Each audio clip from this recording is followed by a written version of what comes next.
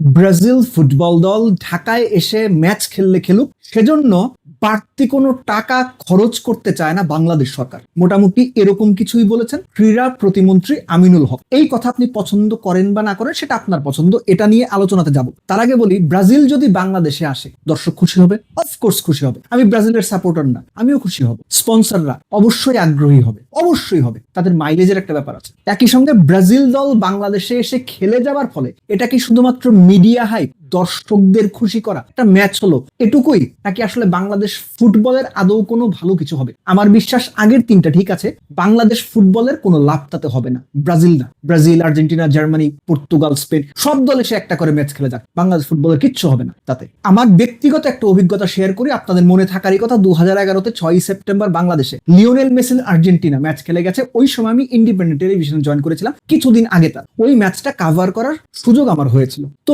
Match শেষে মাঠের বাইরে বা স্টেডিয়ামের বাইরে দর্শকের রিয়াকশন নিচ্ছিলাম, কেমন দেখলেন, কার খেলা সবচেয়ে ভালো লাগলো, লিওনেল মেসিকে কাছাকাছি দেখেছেন কিনা, এরকম অনেক প্রশ্ন। ওই দর্শকদের মধ্যে একজন বিশেষ এবং বিখ্যাত এক ভদ্রলোককে আমি খুঁজে পাই, বীর মুক্তিযোদ্ধা সাদেক হোসেন খোকা। ওই সময় তিনি অবিভক্ত ঢাকা শহরের মেয়র ছিলেন। রিকোয়েস্ট করলাম, তিনি দাঁড়ালেন। তো তাকে কয়েকটা প্রশ্ন করার পরে আমি জিজ্ঞেস করলাম, এই যে, কারণ তখন আমার সাংবাদিকতার জীবনের একেবারে আর্লি ডেইস, 1 মাস হয় সাংবাদিকতা শুরু করেছি এরকম।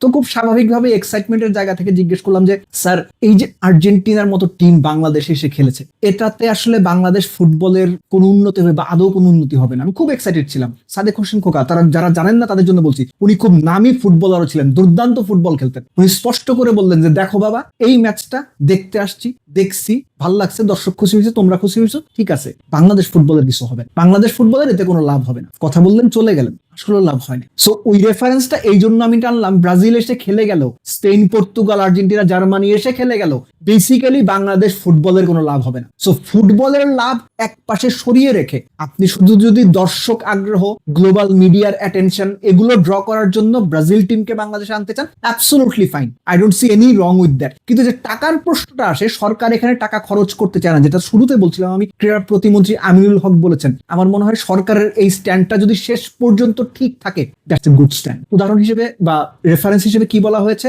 দেশে জ্বালানির একটা ঘাটতি তৈরি হয়েছে, বিদ্যুৎ সংকট যাচ্ছে, সব মিলে অর্থনীতির উপরে একটা চাপ এগুলো তৈরি হয়েছে, আমরা বিভিন্ন গণমাধ্যমে খবরে দেখি। তো সেই সময়ে ব্রাজিল দল আসবে, সেটার জন্য সরকারি কোষাগার থেকে একটা বড় অঙ্কের টাকা দেওয়া, খরচ করা, এটা সরকারের বিলাসিতা ছাড়া কোনো কিছুই বলে আমার মনে হয় না। যদি সরকার এটা করে এবং সেটা করলে সরকারের সমালোচনা হবে। আমি স্পষ্ট মনে করতে পারি, যখন আর্জেন্টিনা টিম বাংলাদেশে এলো, তখন ওই সময়ে 2011 সালে, এখন থেকে 15 বছর আগে, বিভিন্ন জনের কাছে শুনেছি প্রায় 25-30 কোটি টাকা খরচ হয়েছিল। 11 বছর পর ব্রাজিল টিমকে আনতে কতটুকু কোটি টাকা খরচ হবে আমি জানি না। স্পন্সররা যদি ওই টাকার অঙ্কটা মিলিয়ে ব্রাজিলকে আনার মতো পরিস্থিতি তৈরি হয়, ব্রাজিলকে অবশ্যই আনা যায়। কিন্তু এই মুহূর্তে সরকারের যে বক্তব্য, আমি আমিনুল হকের বক্তব্য সরকারের বক্তব্য বলেই মনে করি, যেহেতু তিনি ক্রীড়া প্রতিমন্ত্রী, দায়িত্বশীল মানুষ, যে এই মুহূর্তে এত টাকা খরচ করাটা আইডিয়াল কোনো প্র্যাকটিস না। Absolutely correct, he is absolutely correct. বিলাসিতার একটা সময় থাকে, আপনার শার্ট থাকার পরও দুটো শার্ট আপনি এক্সট্রা কিনবেন, আর শার্টটা পছন্দ হলে আমরা সবকিছু কিনতে পারি না। আমাদের নিজের অর্থনৈতিক ব্যালেন্সটা হিসেব করতে হয়, ব্যালেন্স শিটটা মেলাতে হয়। মাসের শেষ দিকে গিয়ে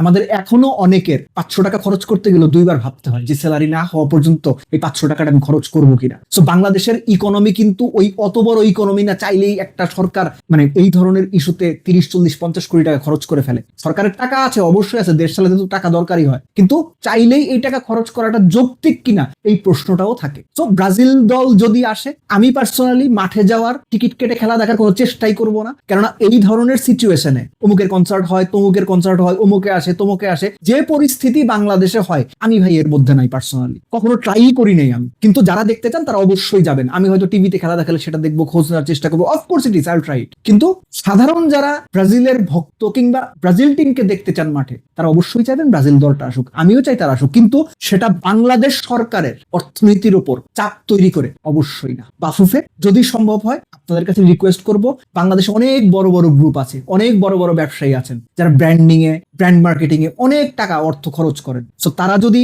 ওই টাকাটা অ্যারেঞ্জ করতে পারেন, এরকম ব্র্যান্ড স্পন্সরশিপ যদি আমরা পান, তাহলে আনার চেষ্টা করেন। কিন্তু সরকার যেটা বলেছে, সরকারের এই বক্তব্যকেও আমাদের মাথায় রাখতে হবে। So we have to wait. তবে ব্রাজিল দলের বর্তমান বাস্তবতায় সরকার যদি টাকা না দেয়, বাফুফের উদ্যোগে টাকা ম্যানেজ করে স্পন্সরদের কাছ থেকে বা অন্য যেভাবেই হোক, ব্রাজিল টিমের বাংলাদেশে আসার অ্যারেঞ্জমেন্ট করাটা, তাদের খেলার অ্যারেঞ্জমেন্ট করাটা অত বেশি সহজ বোধ হয় হবে না, রাদার খুব চ্যালেঞ্জিং হতে যাচ্ছে। তারপরও এই চ্যালেঞ্জ যদি বাংলাদেশ ফুটবল ফেডারেশন কাটিয়ে উঠতে পারে, তাদেরকে অবশ্যই একটা সাধুবাদ আমাদের দেওয়া উচিত।